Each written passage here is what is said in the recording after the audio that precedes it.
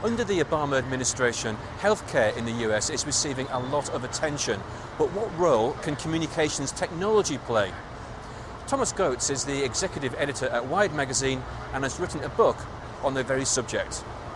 One of the premises of my book and kind of the landscape of healthcare as I see it is that a lot of what we're trying to solve are not kind of the things that we have that we're working on in research labs, right? I mean, cures for cancer, cures for heart disease, those would be great to have. But when you look at what actually the bulk of people suffer from in the United States, 70% of Americans die of a chronic disease. And so 70% of our healthcare costs go towards managing those chronic diseases.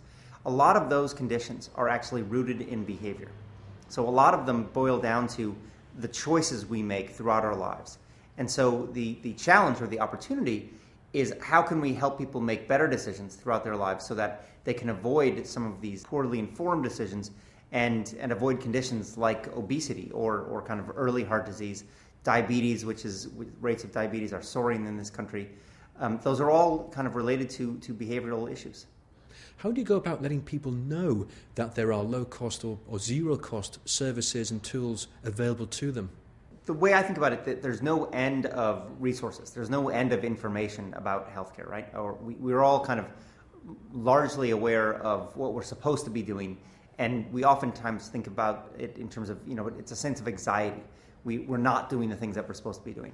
So the challenge is how can we actually get the information to people in a way that causes them to act on it? How can we get very specific information?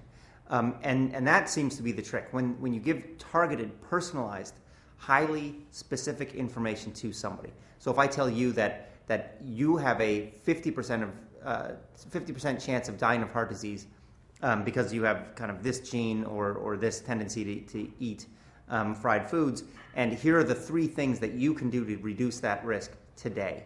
That kind of precise information really helps people kind of realize that they have a role in their health and that they have an opportunity to start changing things. It's a very different way of communicating about health than we do normally, though. And what about social media? Is there a role for social media sites? There's some great research that shows that when we actually share our health information, when we share what's happening to us with other people and can understand where other people's experiences have taken them, that stuff is an incredibly powerful catalyst towards making better decisions and actually feeling more comfortable with our health. So there's some websites and services that have actually started along these lines. There's a great one called Patients Like Me, which is a community around about a dozen different diseases, and you can join there, log all your health information. So if you have problems with depression, you can log all the drugs that you're taking, all the exercise you're getting, all the other things that you try to do, and keep track of it. But also, the website builds your information together with everybody else who's suffering from that, and you get these powerful kind of insights that come out of the data. It becomes actually real-time research, and that's really where we want this stuff to go. We all, in many ways, are kind of generating these reams of data that could be gathered and create insights, create true knowledge. And so my hope is that we become much more comfortable with the idea of sharing our information, and so that it becomes something that we can build on and improve everybody's lot. So in terms of healthcare, are we seeing ICTs having a profound effect on US society?